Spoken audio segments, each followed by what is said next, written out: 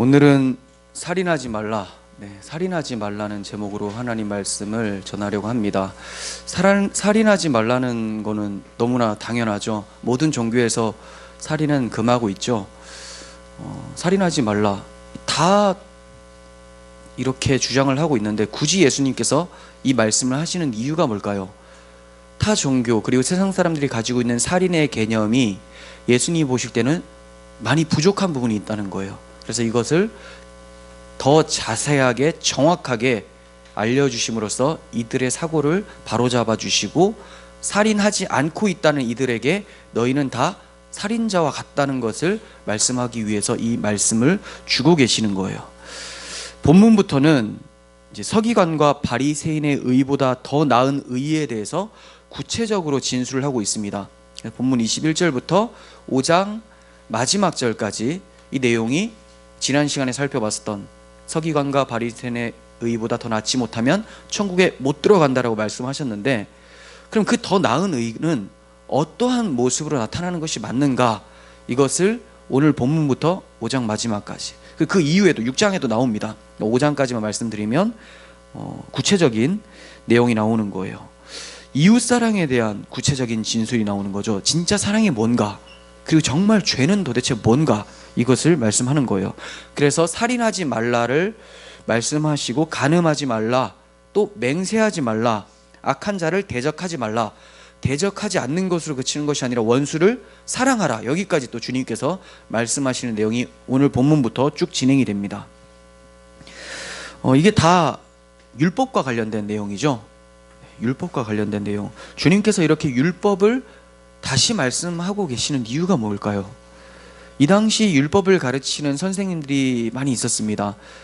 학파들이 참 많았어요. 가말리엘 학파라고 바울이 속해 있었던 그 학파도 있었고, 또 바리새 학파, 또 힐렐 학파, 샴마이 학파, 이런 여러 가지 학파들이 있었는데 이들이 굉장히 사람들한테 권위를 얻고 있었습니다. 각자의 탁월한 해석 실력을 가지고 자기들끼리 볼 때는 탁월하다고 이제 생각을 하는 거죠. 그래서 많은 사람들이 그 가르침을 들었고 이 가르침대로 율법을 이해하고 있었어요. 그런데 이 가르침이 과연 맞았는가? 틀렸다는 거예요. 주님의 판단으로는 잘못됐다. 그래서 주님께서는 이들이 잘못 오해하고 있는 율법관을 다시 한번 정정시켜 주심으로써 이들에게 소망을 주는 것이 아니라 너희들이 이제 다 죄인이야, 이렇게 말씀해 주시고 계시는 거죠. 왜 이렇게 말씀해 주실까요? 잘못된 율법관을 가지고 있으면 죄가 뭔지를 알 수가 없게 되죠. 죄가 뭔지를 모르면 속죄에 대해서도 알 수가 없어요. 죄를 용서받는 것도 알 수가 없죠. 죄를 모르니까. 속죄에 대해서 모르면 구원을 못 받습니다. 예수님은 속죄자로서 속죄의 교훈을 제자들에게 주시기 전에 먼저 율법관을 제대로 세워주심으로써 정말 이들이 속죄받아야만 되는 죄인이라는 것을 확실하게 알려주시는 부분이에요. 그래서 21절부터 좀 보시면, 옛사람에게 말한 바 살인하지 말라, 누구든지 살인하면 심판을 받게 되리라 하였다는 것을 너희가 들었으나, 이렇게 말씀하시죠. 살인하면 왜 심판입니까? 살인하면 왜 꼭 심판을 받아야 될까요? 자기 생명이 아니니까 그렇죠. 내 것이 아닌데 남의 것을 해하였기 때문에 그렇습니다. 그렇다고 해서 저 사람의 생명이 저 사람 것도 아니에요. 세상 사람들은 저 사람의 생명은 내 것이 아니라 저 사람 거니까 내가 해하면 안 된다라고까지만 가는데, 우리는 그렇게 생각하지 않죠. 내 생명도 내 것이 아니고 저 사람의 생명도 저 사람 것이 아닙니다. 생명의 주인이신 하나님의 것이죠. 그러니까 살인을 저지른다는 것은 하나님에 대한, 생명의 주인에 대한 공격이에요. 그래서 이게 심판이에요. 그러니까 이게 단지 타살뿐만이 아니라 자살 또한 마찬가지죠. 생명의 주인을 공격한 거죠. 생명을 주신 분에 대한 반역이 바로 자살, 타살이라는 거예요. 그게 바로 살인이죠. 살인은 하나님의 형상을 훼손하는 것이기 때문에 성경에서 엄격하게 무거운 심판이 있을 것을 말씀해주고 있습니다. 창세기 9장 6절에서는 다른 사람의 피를 흘리면 그 사람의 피도 흘릴 것이니 이는 하나님이 자기 형상대로 사람을 지으셨음이니라, 이렇게 말씀하고 있죠. 피를 흘리면 피로만 갚아야 된다. 왜? 하나님께 대한 반역이기 때문에. 선악과 먹고 하나님께서 뭐라고 하십니까? 반드시 먹으면 죽는다고 했어요. 왜요? 피 흘린 것과 마찬가지예요. 하나님에 대한 도전이었기 때문에. 살인죄도 마찬가지입니다. 선악과 먹는 행동이나 살인하는 것이나 다 하나님에 대한 도전인 거죠. 생명이 스스로에게 있다 라고 생각하는 교만이에요. 당시 유대인들은 살인만 하지 않으면 심판을 면한다고 생각을 하고 있었습니다. 그래서 살인만을 하지 말자, 다른 것은 좀 해도 살인만 안 하면 죽음을 당하지는 않을 것이다, 이런 사고를 하고 있었는데, 이러한 사고는 이들뿐만이 아니라 오늘날의 세상 사람들도 비슷한 생각을 하고 있죠. 내가 저 사람 죽이지만 않으면 사형은 면하겠지. 사형은 거의 없어졌잖아요 지금. 죽이지만 않으면 무기징역을 면하겠지. 무거운 심판은 그 살인에만 해당된다고 생각을 하고 있는 거예요. 외적인 생명을 빼앗아가는 것. 그런데 이게 또 세상 사람들만 그렇게 생각하는 것도 아니에요. 교회 안에서도, 교인들도 이러한 사고를 가지고 있는 거죠. 내가 저 사람을 죽이지만 않으면, 그 대신 뭘로 죽입니까? 말로 막 죽이는 거죠. 막 저주를 퍼붓고, 넌 그러면 하나님께서 천벌을 내릴 거라고 내가 기도를 하겠다고 막 하면서 막 어떻게든 안갚음을 하고 자기 신앙을 빙자하면서 사람들에게 공격을 합니다. 뭐만 안 하면 돼요? 죽이지만 않으면 된다는 거예요. 십계명 보면서 살인만 안 하면 된다. 이러한 사고가 교인들에게 있다는 것은 참 문제가 많죠. 왜 그렇습니까? 율법은 사랑을 말하는 건데 이들에게는 사랑이 없으니까 어떤 외적인 형태에만 집중하고 있는 거예요. 세상은 모두 율법주의, 행위주의, 외식주의에 빠져 있습니다. 같은 말이에요. 율법을 어떻게 지킨다고 합니까? 이들은 무언가를 외적으로 범하지만 않으면 지키는 거다. 이게 이제 행위주의고 외식주의죠. 이것은 율법을 몰라도 다 이렇게 모든 세상이 살아가고 있어요. 외적인 것만 판단을 합니다.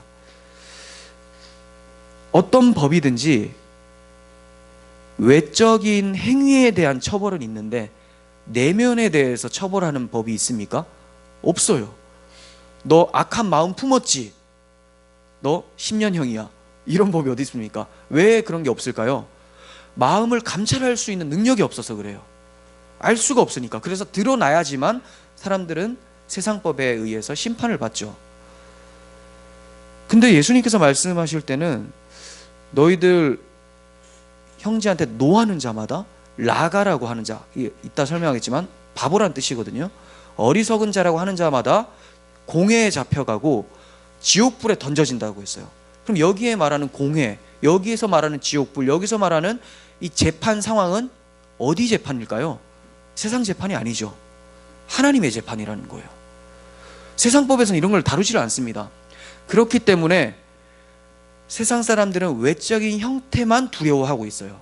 하지만 하나님을 믿는 사람들이라면 그 내면까지도 돌아봐야 된다는 것을 말씀을 하고 있습니다. 예수님께서는 세상 법 개념을 율법이라고 오해하는 자들에게 율법의 진위가 내면에 있다라는 것을 말씀하심으로써 모든 사람이 다 살인하고 있다라는 것을 말씀하시고 정죄해 버리시고 계시는 거예요. 그래야지만 이들이 뭘 할까요? 내 죄를 아는 거죠. 나는 지금 살인 안 하고 있다라고 생각하는데 예수님이 살인이 뭔 줄 알아? 마음의 문제야 라고 하면서 너도 살인이야 라고 하니까 나 죄인이구나. 죄인임을 알게 되니까 뭐가 필요해요? 속죄가 필요한 거예요. 속죄가 필요하다 보니까 속죄해 주실 그리스도를 바라보게 되죠. 그래서 이후에 복음을 말씀하고 계시는 것이죠. 22절 보겠습니다. 어떤 식으로 이들을 정죄하고 계시는지를 봅니다. 나는 너희에게 이르노니 형제에게 노하는 자마다 심판을 받게 되고 형제를 대하여 라가라고 하는 자마다 공회에 잡혀가게 되고 미련한 놈이라고 하는 자는 지옥불에 들어가게 되리라. 예수님께서 또 이렇게 말씀하세요. 나는 이르노니, 이렇게 나는 이르죠. 나는은 뭐라고 했어요? 에고라고 하는 나, 하나님께서 자신을 일컬을 때 쓰는 말이죠. 그래서 성경에서 나는이라고 말하는 내용들이 거의 다 하나님께 국한되어 있습니다. 나는 여호와라, 나는 만군의 여호와라. I am, 이 단어는 하나님께 국한된 그 단어인데 이것을 예수님이 굳이 쓰시면서 말씀하고 계세요. 왜요?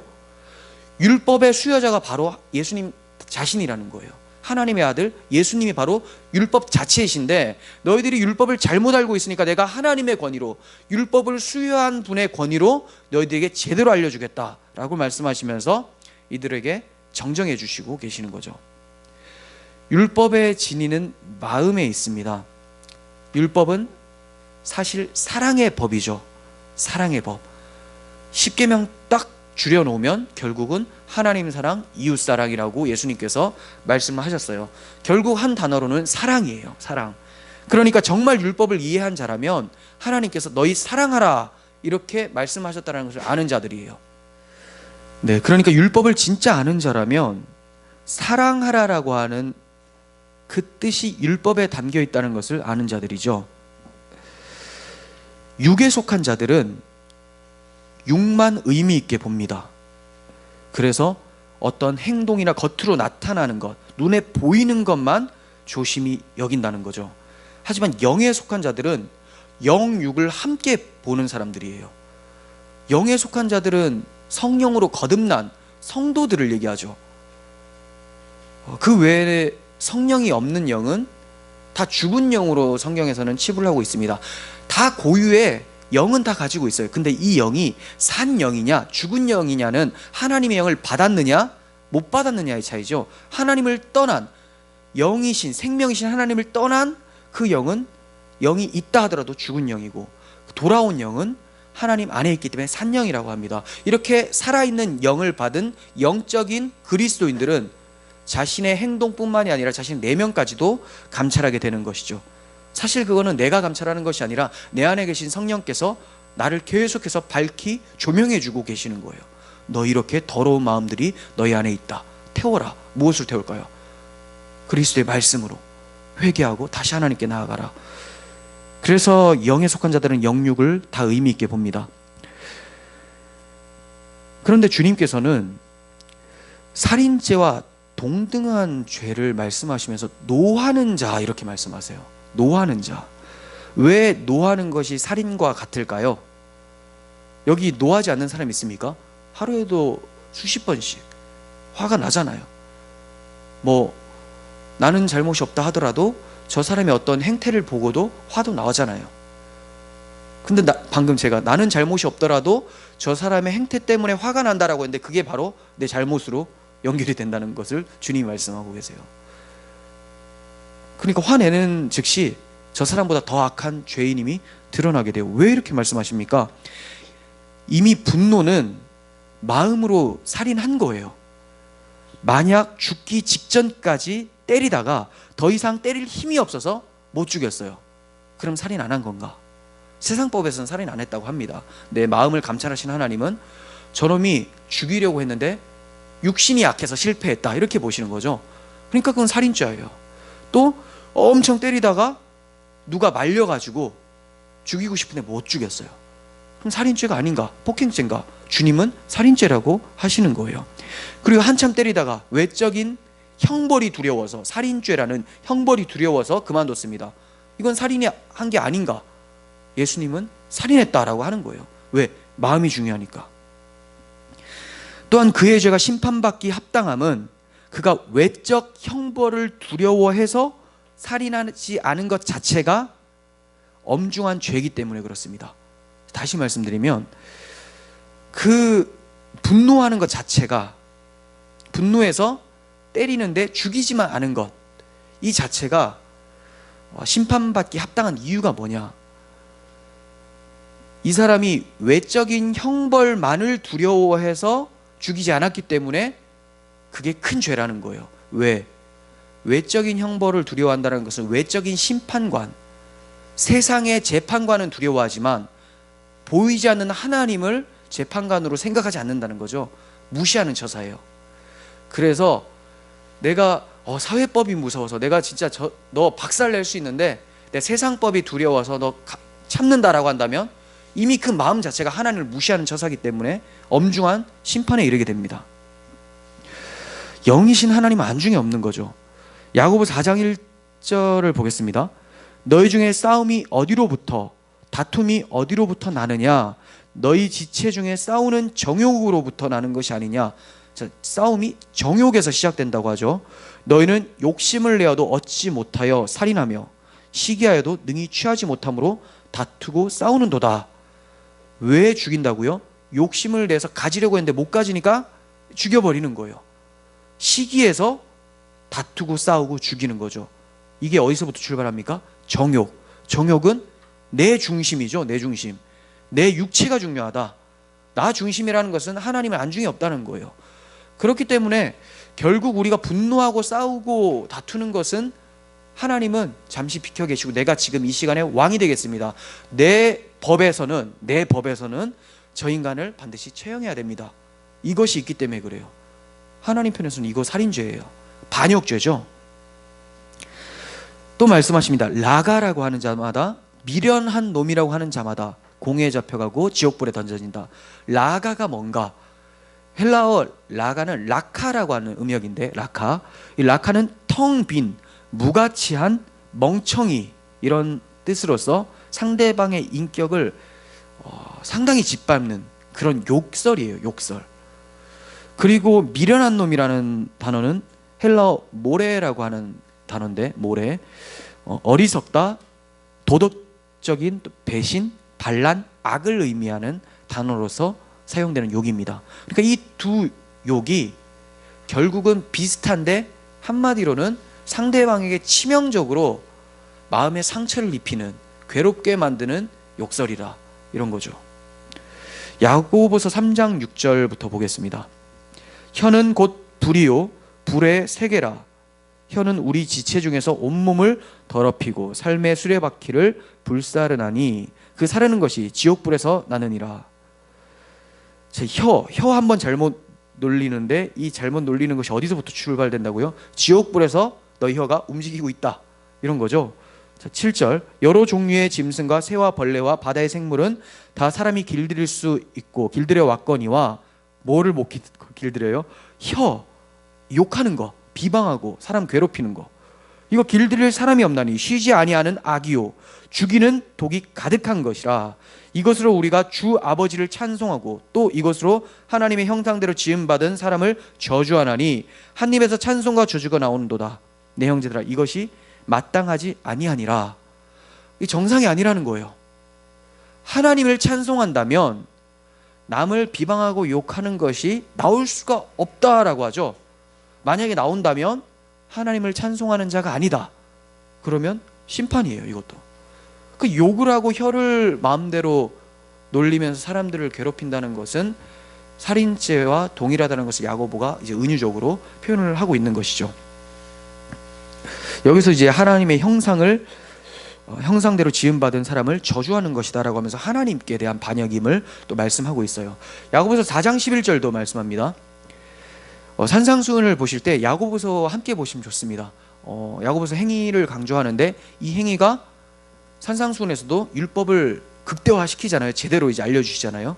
그 율법의 진의가 뭔지, 믿음이 뭔지를 말씀을 하시는데 야고보서도 이 믿음과 행함의 관계를 자세하게 설명하고 있기 때문에 같이 보시면 좋습니다. 야고보서 4장 11절. 형제들아 서로 비방하지 말라. 형제를 비방하는 자나 형제를 판단하는 자는 곧 율법을 비방하고 율법을 판단하는 것이라. 왜냐? 내가 만일 율법을 판단하면 율법의 준행자가 아니라 재판관이다, 이렇게 얘기하시는 거죠. 입법자와 재판관은 오직 한 분이시니 능히 구원하기도 하시며 멸하기도 하시느니라. 너는 누구이기에 이웃을 판단하느냐? 사람을 막 비방하고 비방하려면 판단을 해야 될 거 아니에요. 저 사람이 잘했다 못했다. 그런데 이제 욕설을 합니다. 그렇다면 분명히 우리가 잘못된 것, 잘한 것은 율법을 통해서 판단이 가능한데 율법의 수여자도 아니고 율법의 당사자도 아닌 자가 자기가 막 판단을 하고 있어요. 그럼 그 자체가 자신이 뭐라고 생각하는 거예요? 자신이 법이라고 생각하는 거예요. 자신이 율법 자체라고 생각하는 거죠. 하나님의 법은 밀어놓고 내 법이 맞다. 이게 선악과 먹은 아담의 후손들의 특징이죠. 결국은 네가 누구기에 이웃을 판단하냐라고 할 때 이런 사람들은 뭐라고 합니까? 내가 왕이로소이다. 내가 곧 법이다. 이렇게 얘기하는 것과 같은 거예요. 그럼 하나님은 뭐예요? 잠시 빠져 있으라는 거예요. 우리는 무심코 비방하는 거고 무심코 화를 내고 요구하는 건데 예수님은 상당히 심각하게 받아들이고 계시죠. 그래서 우리도 이걸 심각하게 여길 수 있어야 돼요. 왜냐하면 우리 안에 예수께서 사신다면 동일한 마음으로 바라볼 수 있어야 되죠. 순간적으로 튀어나올 수는 있어요. 우리가 항상 깨어있는 것이 쉽지가 않기 때문에 순간적으로. 그런데 이것에 대해서 계속해서 무감각하고 끊임없이 입으로 사람을 죽이고 있다면 우리는 반드시 지옥불에 던져지게 될 거예요. 왜냐하면 내 안에 그리스도가 없다는 입증이 되어버렸기 때문에 그렇습니다. 이건 어떤 행위 때문에 지옥 가는 것이 아니라 믿음이 행위를 수반하지 않는 가짜 믿음을 가지고 있었기 때문에 지옥 간다고 말씀을 드릴 수가 있는 거예요. 그렇다면 모든 인간이 다 살인죄에 해당하는 거죠. 항상 쉬지 않고 죽이는 악이라고 했는데 혀가 모든 인간들은 다 살인을 하고 있는 거예요. 그럼 심판을 면할 수 없는 건가? 면할 수 있습니다. 우리 형제이신 예수님께서 우리를 대신해서 이 심판을 받으셨기 때문에 심판이 지나가게 하신 거예요. 욕 한 번 하면 끝장나는 것이 아니라 이 욕 때문에 주님이 십자가에 달리셨다는 거죠. 요한복음 15장 13절에서 사람이 친구를 위하여 자기 목숨을 버리면 이보다 더 큰 사랑이 없나니 하시면서 너희도 이와 같이 해라 라고 하는데 이것을 누가 하셨어요? 예수께서 이미 친구를 위해, 형제를 위해, 우리를 위해 자기 목숨을 내어주시는 가장 큰 사랑을 해주셨다는 거죠. 이거는 바리새인과 서기관의 의, 바리새인과 서기관의 사랑보다 더 나은 사랑이라고 말씀을 드릴 수가 있어요. 이것과 비교될 수 있는 사랑이 없습니다. 그런데 사람들은 우리를 위해, 자신들을 위해 목숨을 버리신 이 형제이신 예수 그리스도를 어떻게 대합니까? 십자가에서 살인하지 않았습니까? 조롱하고 침뱉고 욕하고 나의 의를 헛것으로 만드는 예수 그리스도를 바라보면서 비방하면서 노하지 않았습니까? 그런데 그 예수님은 우리에게 그대로 갚아주지 않으시고 오히려 그 욕을 다 받으시고 십자가에 대신 메어 달려 죽으셨다는 거죠. 그러니까 내가 욕하고 내가 찌르고 내가 죽인 이 예수에 대한 이 죄가 예수님이 가지고 가시는 거예요, 그냥. 그래서 예수님이 십자가에서 죽으시는 거예요. 힘이 없어서 당하신 게 아니에요. 그런 죄를 다 가지고 가셨다는 거죠. 우리가 이 큰 사랑을 입었고 이 큰 사랑을 받았다라는 것을 안다면 어떻게 형제에 대해서 분노하며 욕하고 비방하는 것을 즐겨 하겠습니까? 찔림이 오겠죠. 찔림이 올 때 다시 회개해서 하나님 앞에 나아갈 수 있도록 예수께서 그 발판을 마련해 놓으셨던 거죠. 그렇기 때문에 우리는 이러한 하나님의 말씀, 예수님의 이 엄격한 산상수훈을 무겁고 거부감 있게 느껴지는 것이 아니라 기쁨과 감사함으로, 왜? 이 말씀을 딱 받는 동시에 예수께서, 나의 형제이신 예수께서 내 대신 살인당하셨구나, 내가 죽였구나, 근데 그분이 나를 위해서 십자가에서 이 죄를 가져가셨구나, 이걸 생각하면서 감사한 마음으로 가볍게, 쉽고 가벼운 멍에로 지며 나아가게 된다는 것이죠. 왜? 내 안에 계신 예수가 나와 함께 이 멍에를 지고 가시니까. 그리스도인들 중에 누가 예수를 다시 십자가에 못 박자고 하겠습니까? 그런 사람이 없죠. 하지만 실상은 또다시 십자가에 못 박는 살인을 하고 있어요. 또다시 하나님의 형상 자체를 살인하고 있죠. 하나님의 형상, 예수 그리스도니까 그분을 살인하고 있습니다. 어떻게? 마태복음 25장 40절입니다. 너희가 여기 내 형제 중에 지극히 작은 자 하나에게 한 것이 곧 내게 한 것이니라. 예수님 보이지 않습니다. 예수님 하나님 우편에 앉아 계세요. 그리고 영으로서 우리 안에 계시죠. 어떻게 죽입니까? 여러분 살인할 수 없잖아요. 근데 예수님이 지금도 너희 나를 죽이고 있어라고 하세요. 누구를 통해서? 내 이웃, 내 형제를 살인하고 있다면, 그에게 비방하고 있다면 곧 그에게 한 것이 나에게 한 것이다 라고 말씀하고 계시는 것이죠. 가인과 같은 살인을 우리는 지금도 저지르고 있는 거예요.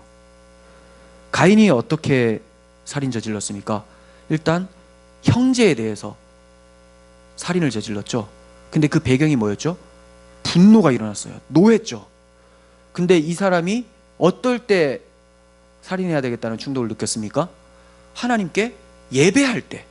그러니까 우리 기독교인들과 비슷해요. 형태가. 하나님께 제사를 하려고 하는데 이 제사를 하나님이 받으시지 않자 열받은 거죠. 이 분노가 어디로 나아가게 됩니까? 살인으로 나아가는 거예요. 그 분노는 곧 살인으로 연결이 됩니다. 한번 볼까요? 창세기 4장 1절부터 보겠습니다. 한번 찾아보겠습니다. 창세기 4장 1절. 잘 아시는 본문인데 보시면서 하나씩 살펴보겠습니다.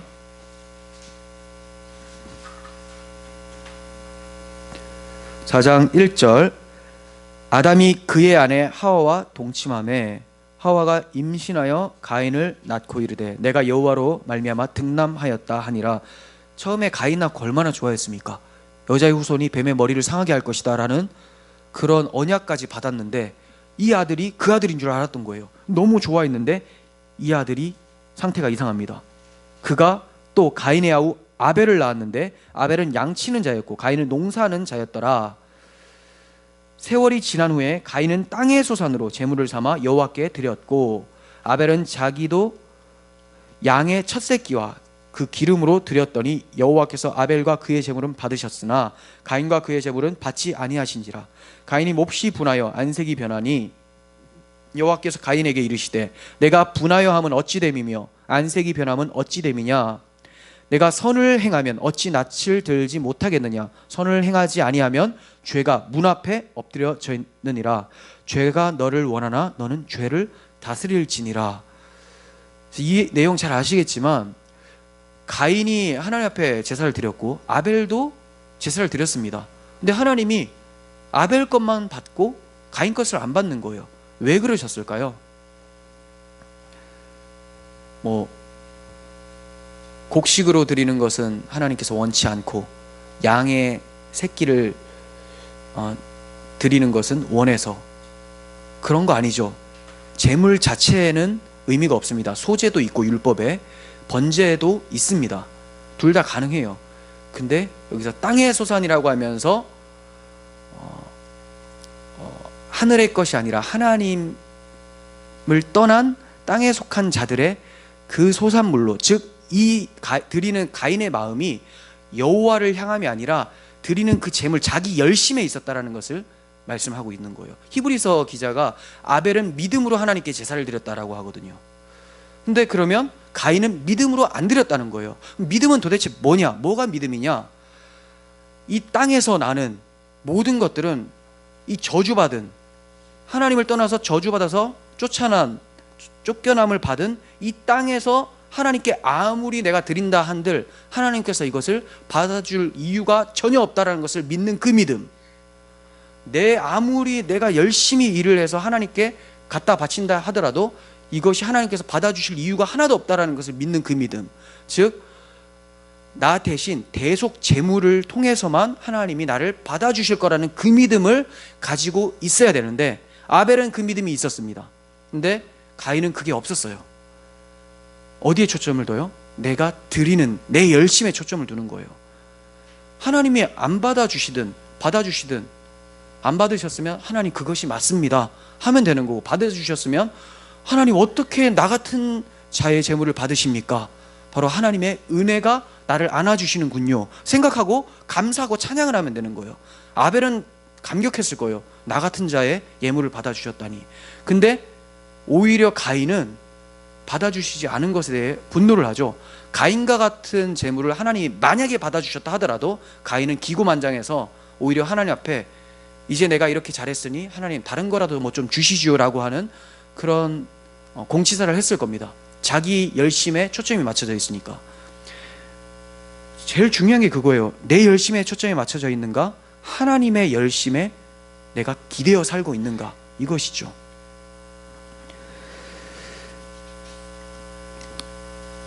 이렇게 자기 열심에 초점이 맞춰져 있고 내 것을 받지 않은 것에 대해서 분노하는 이 가인의 모습은 선악과를 먹은 아담의 그 모습을 그대로 닮아 있습니다. 선악과를 왜 먹습니까? 하나님이 먹지 말라고 했어요. 근데 나는 먹어야 되겠는 거예요. 나는 내 법이 있는 거죠. 내 식대로 살겠다는 거예요. 내가 생각할 때, 가인이 생각할 때는 이걸 받아주시는 것이 맞다, 정당하다 이거예요. 하나님이 안 받으시면 하나님이 잘못됐다. 그래서 막 분해가지고 안색이 막 변합니다. 울그락불그락. 하나님께서 그때를 놓치지 않고 너 얼굴이 왜 변했냐? 그 말은 너 네가 재판장이냐 이 얘기예요. 네가 받고 안 받고를 왜 평가하느냐 이건데 가인이 계속 열받아 있죠. 그러니까 하나님께서 하신 말씀이 선을 행하면 어찌 낯을 들지 못하겠느냐. 선을 행하지 아니하면 죄가 문 앞에 엎드려져 있다. 그러니까 이건 적극적으로 선을 행하라는 것이 죄만 안 짓는다고 능사가 아니에요. 살인하지 않는 것으로 그치는 것이 아니라 분노하지 않으면 된다. 이게 아니라 어디까지요? 선을 행하라. 즉 사랑하라. 여기까지 가야 돼요. 하나님 그걸 말씀하고 계시는 거예요. 근데 가인은 분노하고 있는 상태죠. 선을 행하는 것이 아니라. 그러니까 결국 어디로 갑니까? 죄가 문 앞에 있으니까, 바로 코앞에 있으니까 이 분노는 살인으로 연결이 됩니다. 결국 동생을 죽이는 것이죠. 하나님께서 단순히 형제를 죽였기 때문에 이 사람을 하나님의 얼굴 앞에서 쫓아냅니까? 단순히 그런 내용이 아니에요. 하나님께서 형제를 죽이는 그 살인을 나에 대한 반역이라고 생각하셨기 때문에 쫓아내는 거예요. 힘만 있었으면 네가 나도 죽였겠다, 이거 말씀하시는 거예요. 즉 분노는 하나님을 살인하려고 나타낸 반역인 거죠. 선악의 주체가 돼서 정죄하고 비난하고 노하면서 살인하는 모든 것이 하나님을 향한 반역이기 때문에 그렇습니다. 다윗이 우리아를 교사를 하죠. 죽였습니다. 그리고 하나님 앞에 회개를 할 때 회개가 좀 특이합니다.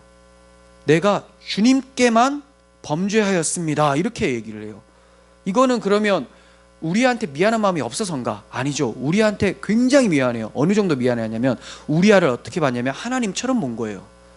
이웃을 이제 회개의 영이 오니까 자기가 죽인 그 대상이 하나님이었다는 것을 알게 되고 모든 죄가 다 하나님께 집결된다는 것을 알고 하나님 앞에만 죄를 지었습니다. 이 말은 내가 이 세상의 그 어떤 죄인보다 더 악합니다라는 고백이에요.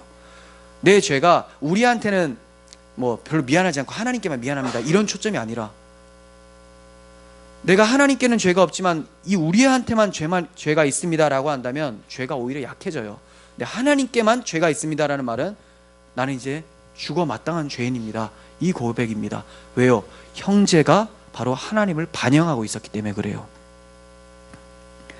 우리가 예배한다고 하지만 형제에 대해서 이처럼 분노하고 비방하고 있다면 필시 하나님을 살인하는 행동이 되는 거예요. 그러므로 형제에 대해서 욕해서 공회에 잡혀가기도 하고 미련한다고 하면서 지옥불에 들어가는 것은 바로 사회법을 넘어서 하나님의 심판대 앞에 서게 된다는 것을 말씀을 하고 계시는 겁니다. 주님께서 이 말씀을 누구한테 말씀합니까? 제자들이죠. 너희에게 이르노니, 이렇게 말씀하세요. 팔복된 자들, 이 팔복의 은혜를 입은 자들, 이 자들로서 새 계명으로 사는 자들에게 주님이 말씀하시는 거죠. 왜요? 팔복된 자들이 아니면 이 새 계명은 사실 너무나 무거운 짐이에요.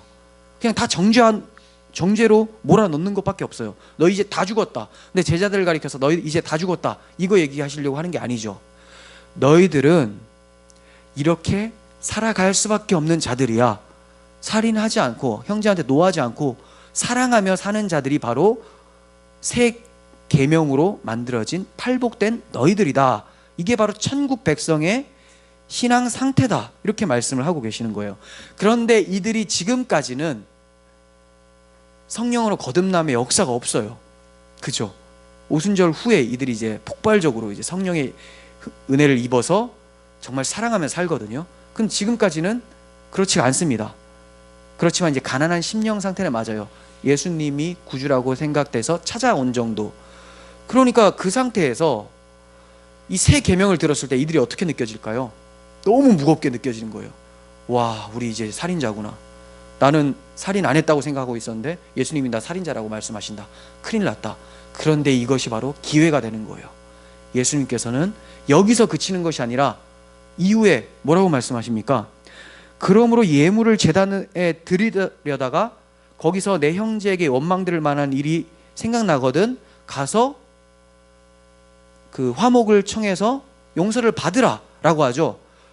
바로 죽어야 되는데 회개해서 돌아올 수 있는 그런 여지를 주님께서 슬쩍 말씀해 주시고 계시는 거예요. 그 말은 이미 예수 믿는 자들에게만 이게 해당된다는 거죠. 예수를 믿었기 때문에 다시 화목해서 회복될 수가 있는데, 그렇지 않고는 뭐 욕하고 살인하고 모두 다 똑같이 살인죄로 주님께서 몰아놓고 계신다는 거예요. 제자들은 이제 이 말씀을 들으면서 더욱더 심령이 가난해져야 되겠죠. 와, 나는 도저히 하나님 율법을 지킬 수 없는 자구나. 주님이 계속해서 낮추시는 거예요. 그리고 뭐 하게 만듭니까? 심령이 가난해져서 애통하게 만들죠. 의에 줄이고 목마르게 만들어버려요. 그래서 주여 나를 구원하소서, 이 고백이 나오게끔 이제 탄식하게 만들어버리는 거죠. 이것이 믿는 자들에게는 이 말씀이 성화의 말씀으로 다가오겠죠. 하나님께서 성도는 이렇게 거룩하게 살아가는 것이 마땅하다, 기쁨으로 지키게 되지만, 믿지 않는 자들에게 산상수훈은 빨리 회개하고 정신 차려라, 그리스도께로 돌아오라, 속죄주이신 분께 돌아오라, 이 전도의 차원에서 또 설교가 되어질 수가 있는 거예요. 내면이 새롭게 되지 않으면 주님께서 말씀하시는 새 계명, 산상수훈은 절대로 지켜낼 수가 없습니다. 히브리서 8장 10절을 보시면, 또 주께서 이르시되 그날 후에 내가 이스라엘 집과 맺을 언약은 이것이니 내 법을 그들의 생각에 두고 그들의 마음에 이것을 기록하리라. 나는 그들에게 하나님이 되고 그들은 내게 백성이 되리라. 하나님의 법과 하나님의 생각이 그들 마음과 생각을 장악해버리는 거예요. 이렇게 되지 않으면 산상수훈을 볼 때마다 괴롭습니다. 그러니까 맨날 이걸 극복하는 대상으로만 보면서 오늘도 이렇게 살아내야지 막 이렇게만 하는데, 새롭게 된 자들, 하나님의 법이 마음에 심겨지고 성령이 온 자들은 이 말씀이 극복의 대상이 아니라 그냥 생명 양식이 되는 거죠. 꿀과 꿀송이가 되는 거예요. 빨리 먹어야 되겠다, 빨리 이렇게 살아야 되겠다, 이게 하나님을 기쁘시게 하는 거라면 그게 바로 내 기쁨이다, 이렇게 사는 것이죠. 23절 계속 보겠습니다. 그러므로 예물을 제단에 드리려다가 거기서 내 형제에게 원망 들을 만한 일이 생각이 나면, 이렇게 얘기하세요. 주님께서 살인한 형제인 우리를 사랑하셔서 대속해 주심으로써 감사와 감격 속에서 형제를 사랑할 수 있도록 이제 해주셨죠. 하지만 이제 우리가 한 번씩 분노하게 되고 형제한테 욕해서 살인죄에 해당하는 그런 엄중한 처벌을 받을 수 있는 상황에 놓이게 됩니다. 하지만 이때도 하나님께서는 예수님이 이미 가지고 죽으셨기 때문에 용서할 수 있는 기회를 주시고 계시죠. 그래서 형제한테 가서 용서를 구하라, 화목해라 라고 하시는 거예요. 여기서 주님이 생각이 나거든, 이렇게 말씀을 하세요. 이게 정말 중요해요. 생각 안 나면 용서할 수 있는 근거가 없어져요. 생각이 안 나는데 뭐 어떻게 용서가 아니라 화목할 수 있는, 화해할 수 있는 그 근거가 없어지죠. 내가 잘못한 걸 모르면. 자신이 노했다라는 것을 아는 것이 화목의 시작이고 심판을 면할 수 있는 시작입니다. 성령께서는 우리 죄를 조명하실 때 주로 예배를 통해서 조명하신다는 것을 우리는 알게 돼요. 예수님께서 말씀하시죠. 예물을 드리려고 할 때 생각이 나거든. 평상시 말씀하시는 게 아니라 예물을 드리려고 할 때 생각이 주로 난다는 거예요. 우리가 거룩하신 하나님의 말씀 앞에 서게 되면 우리의 죄들이 낱낱이 드러나게 되죠. 그때 우리는 우리 자신의 죄를 정확하게 말씀을 통해 볼 수 있는 스스로에게 정직한 판사가 되어야 되는 거예요. 이때도 하나님이 조명하심에도 불구하고, 성령께서 말씀으로 보여주심에도 불구하고, 아니야, 난 그래도 괜찮아, 나는 정당하게 화낸 거야 라고 한다면 성령을 모독하는 것이 되고, 이렇게 해서 예배 드린다면 오히려 예배 안 한 것만 못하죠. 예배 드리면서 하나님의 이름을 모독하게 되는 것이니까. 그래서 24절 보시면 예물을 제단 앞에 두고 먼저 가서 형제와 화목하고 그 후에 와서 예물을 드리라, 이렇게 말씀합니다. 예배 지금 드리는 거, 이거 중요하냐? 중요하죠. 근데 자신의 죄를 생각하고 그 죄에 대한 용서를 구하지 않고 계속해서 예배한다면 그건 아무 의미가 없다는 거예요. 형식주의에 지나지 않는다는 거죠.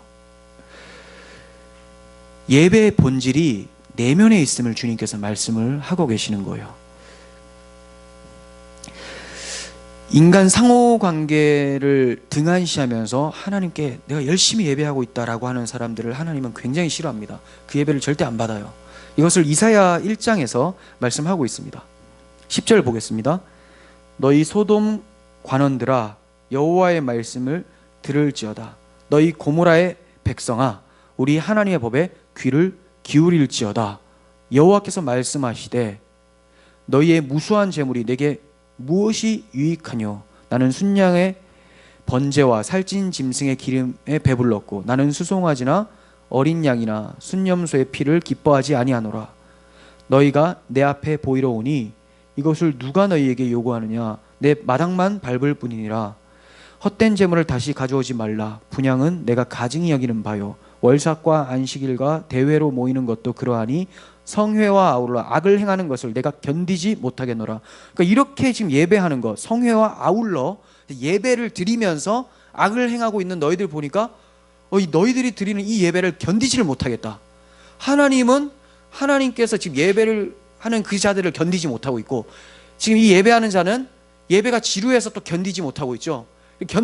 양쪽 다 견디지 못하는 상황에서 형식적으로만 하나님께 예배하는 자, 여전히 형제에 대해서는 악을 행하고 있고 이런 자들을 이스라엘 백성인데도 불구하고 뭐라고 합니까? 소돔의 사람들, 고모라의 사람들아 이렇게 얘기하고 계시는 거예요. 바로 심판이라는 것을 말씀하고 계시죠.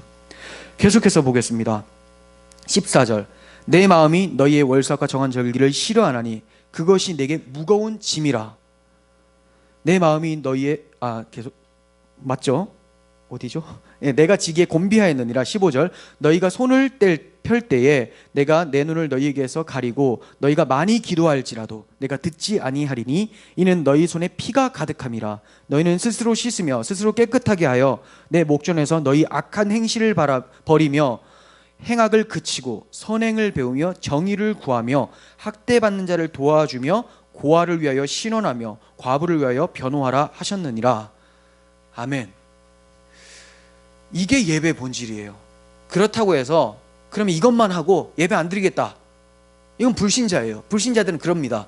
자신이 이웃만 돕고 선행을 하면 이게 하나님께서 보시고 예배라고 생각하시고 구원하시겠지라고 생각하는 이 사고는 그러니까 어떤 복지 차원에서 불신자들도 이런 거 하잖아요.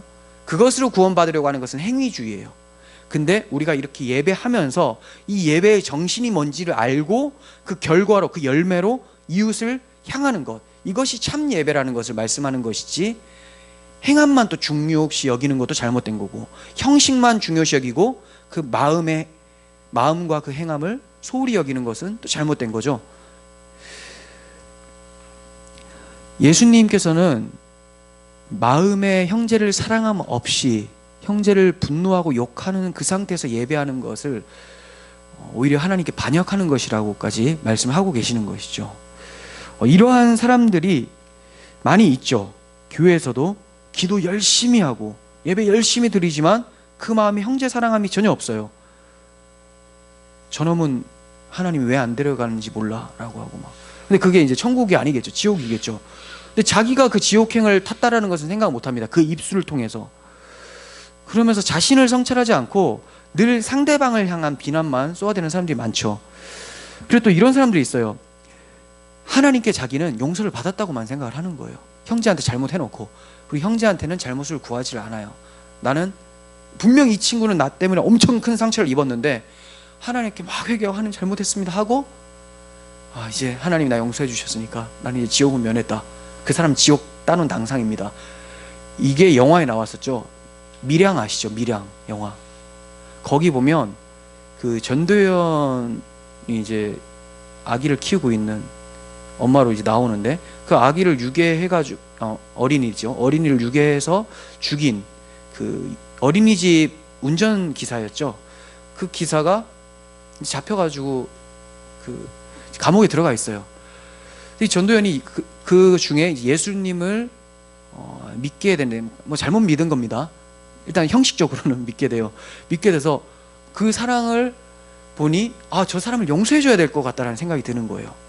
뭐 거의 다 보셨겠지만 안 보신 분들을 위해서. 그래서 내가 저 사람이 분명히 자기 죄 때문에 괴로워하고 있을 텐데 내가 가서 그 괴로움을 풀어줘야 되겠다라고 해서 찾아가죠. 막 목사님하고 막 다 말려요. 아니다, 그 정도까지 할 필요까지는 없다. 오히려 그 사람이 용서를 구했을 때 풀어줄 수는 있겠지만, 용서를 풀어줄 수는 있겠지만, 받아줄 수는 있겠지만, 네가 먼저 찾아가는 건 좀 위험하다라고 했는데 끊임없이 찾아가죠. 이 전도연도 이게 주체가 자기가 돼버린 거예요. 자기는 그렇게 용서할 수 있는 사람이다 라고 가버리는 거죠. 그래서 이 사람의 믿음도 이제 헛것인데, 근데 이 면회를 갔는데 이 살인자가 딱 나왔는데 전도연이 깜짝 놀라요. 아니, 스데반 얼굴처럼 해놨어요. 이창동 감독이.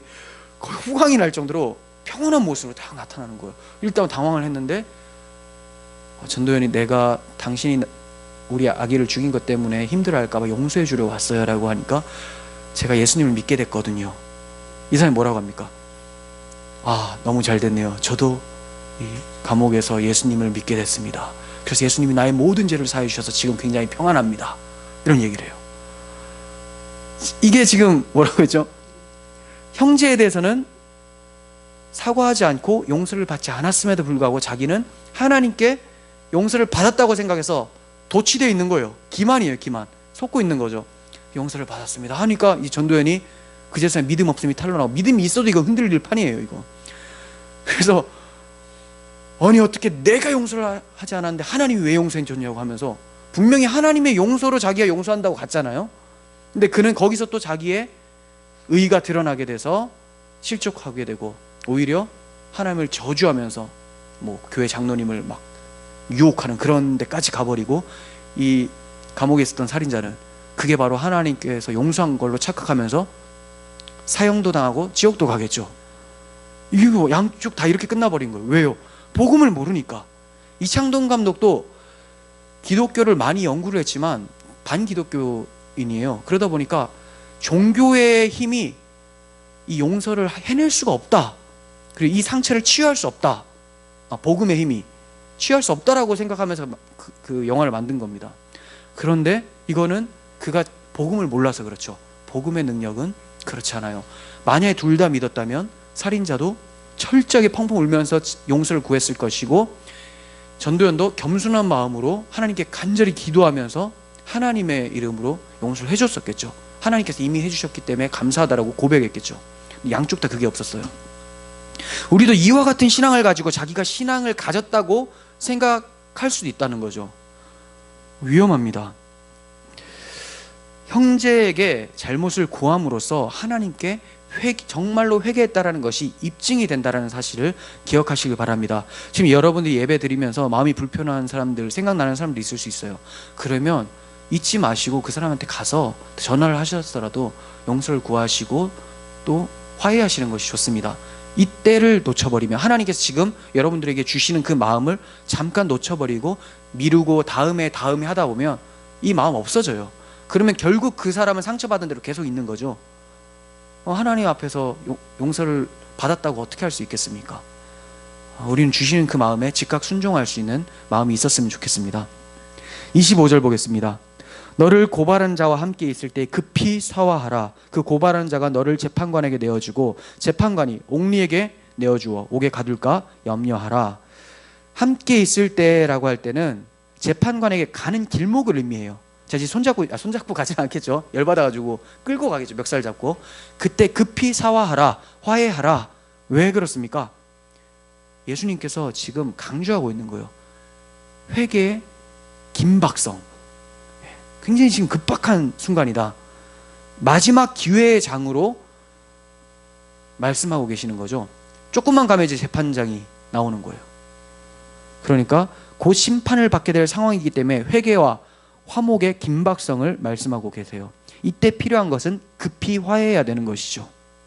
다음에 해야지 하다가 그 때를 놓쳐버리면 어디로 갑니까? 재판장 앞에 도착되어 있는 거예요.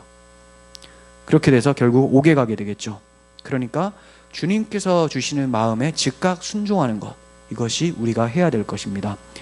지금까지 주님께서 말씀하신 피해 입은 형제를 우리의 구주 예수 그리스도라고 생각을 해서 대입을 하면 좀 이해하기가 또 쉽습니다. 그리고 풍성한 은혜가 됩니다. 자, 보세요. 그리스도에게 분노한 자. 어차피 그리스도 형제가 그리스도를 나타내고 있다고 했으니까 그리스도로 대입할게요. 그리스도에게 분노한 자, 그리스도에게 라가라고 미련하다고 욕한 자. 이 결과 그리스도의 십자가 발생됐잖아요. 이것은 하나님의 형상을 살인한 게 돼버리는 거죠. 이러한 살인자가 바로 우리들이라는 거예요. 예배를 드리면서 그 형제인 그리스도에 대한 살인을 우리가 잊어서는 안 되겠죠. 내가 지금 내 이웃 형제에 대해서는 큰 잘못한 것이 생각이 안 날 수도 있어요. 안 했을 수도 있으니까. 그럼 나는 오늘 아무 생각 없이 그냥 예배도 되는가? 그렇지가 않아요. 우리 마음에 계신 예수 그리스도라는 형제를 지금도 박해하고 있잖아요. 그러니까 우리는 그 형제한테도 화해를 청해야 되겠죠. 그래서 그게 바로 회개죠. 예수님께 회개를, 하나님 앞에서 예수님을 모독하고 하나님의 이름을 모독한 그 죄를 회개하면서 내가 죽인 이 예수, 내가 예수를 살인했다라고 생각하면서 회개하는 것이 바로 예배라는 거예요. 그래서 하나님과 화목하게 되어서 하나님께서 받으시는 기쁨의 예배를 드리게 되는 것이죠. 그렇지 않다면 형식적인 예배가 될 뿐입니다. 예수님께서 말씀하세요. 너희가 가서 내가 긍휼을 원하고 제사를 원하지 아니하노라 하신 뜻이 무엇인지 배우라. 나는 의인을 부르러 온 것이 아니요 죄인을 부르러 왔노라. 예배를 통해서, 말씀을 통해서 자신의 죄인됨을 느낀다면 그 죄인됨은 뭡니까? 내가 예수를 죽인 살인자다. 이거 느낀다면 회개함으로 주 앞에 나아가셔야 된다는 거예요. 26절 마지막 보겠습니다. 진실로 너희에게 이르노니 내가 한 푼이라도 남김없이 다 갚기 전에는 결코 거기서 나오지 못한다. 여기서 한 푼이라는 단어는 쿼드란스라는 단어인데 1093원 이렇게 말씀을 드릴 수 있어요. 1000원 정도. 제가 왜 이렇게 말씀을 드리냐면 하루 일당을 이제 7만 원으로 봤을 때 이게 이제 1000원 정도에 해당이 됩니다. 자, 1데나리온이라는 게 있어요. 1데나리온. 이게 하루 일당이에요. 근데 하루 일당이 우리가 이제 7만 원 정도라고 생각을 해봤어요. 그러면 이 7만 원이 1데나리온인데 여기에 16분의 1이 1아사리온이에요. 아사리온. 성경에 나오는 화폐 단위인데 1아사리온은 16분의 1이에요. 그러면 아사리온은 얼마입니까? 4,375원. 자, 4,000원. 여기에 4분의 1이 쿼드란스예요. 쿼드란스. 영어랑 비슷하죠? 4분의 1. 그래서 1,000원 정도 나오는 거예요. 4분의 1이기 때문에. 그러면 이게 뭐예요? 1,000원까지 다 갚지 못하면 옥에서 못 나온다. 심판을 면치 못한다. 1,000원. 1,000원은 우리가 뭐 그냥 주기도 하고 뭐 빌려줬다고 달라고 하기도 그런 거 아닙니까? 근데 왜 이렇게 얘기합니까? 율법의 엄중성을 얘기해요. 율법 앞에서 하나라도 걸리는 게 있으면 끝장난다. 율법에 하나라도 결점이 있으면 의롭다함을 받지 못하고 심판받는다. 그런데 우리는 이것을 두려워하지 않게 됐어요. 예수님이 그 하나도 빠짐없이 1,000원까지도 다 갚아내셨어요. 자신의 보혈로. 우리는 이 예수님을 의지해서 이제 그 다 갚아진 그 가벼운 마음으로 형제를 향해서 용서해 줄 수도 있고 또 잘못했을 때는 철저하게 낮아져서 용서를 구할 수도 있게 된 거예요. 우리 주님께서 이미 우리의 형벌을 가져가셨기 때문에 그렇습니다. 서기관과 바리새인보다 더 나은 의를 가진 그리스도인들은 살인하지 말라를 넘어서 사랑하라까지 가야 되는 것이 마땅합니다. 이것이 그리스도의 의의 능력이에요. 요한일서 3장 11절을 마지막으로 보겠습니다. 우리는 서로 사랑할지니 이는 너희가 처음부터 들은 소식이라. 가인같이 하지 말라. 그는 악한 자에게 속하여 그 아우를 죽였으니 어떤 이유로 죽였느냐? 자기의 행위는 악하고 그의 아우의 행위는 의로움이라. 형제들아, 세상이 너희를 미워하여도 이상히 여기지 말라.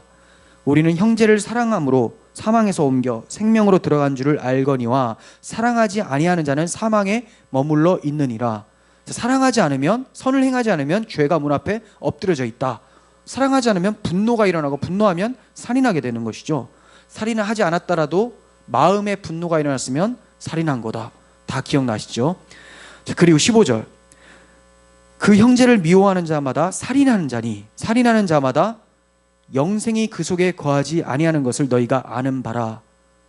그가 우리를 위하여 목숨을 버리셨으니 우리가 이로써 사랑을 알고 우리도 형제를 위하여 목숨을 버리는 것이 마땅하니라. 아멘. 아멘입니까? 그리스도께서 우리를 위해서 목숨을 버리셨으니 우리도 사랑하는 것이 마땅하다. 해도 되고 안 해도 되는 게 아니에요. 마땅하다. 그리고 이 마땅한 일을 하지 않으면 죄가 문 앞에 엎드려져 있어서 반드시 살인하게 됩니다. 날마다 그리스도의 십자가가 우리를 대속했다는 그 큰 사랑을 알고 그 큰 사랑으로 형제들을 사랑하는 우리 모두가 되었으면 좋겠습니다. 기도하겠습니다. 거룩하신 하나님, 저희들이 아무리 선하다고 아무리 거룩하고 경건하게 산다고 하지만 그것이 어떻게 하나님 앞에 받아들여질 수가 있겠습니까? 우리의 마음은 여전히 부패해져 있고 분노하며 욕하며 다투는 것을 즐겨하는 저희들의 모습을 봅니다. 하나님, 이 부족한 마음들 사라지게 하여 주시옵소서. 그리스도의 사랑을 알게 하셔서 형제를 적극적으로 사랑하게 하시고, 노하는 마음이 있다면 급히 그 형제에게 다가가서 용서를 구하고 다시 한번 화목을 도모함으로 하나님께 용서받은 것을 입증할 수 있는 저희들 되게 도와주시옵소서. 하나님 사랑을 늘 기억하며 예배하는 저희 모두가 되게 하여 주시옵소서. 예수님의 이름으로 기도합니다. 아멘.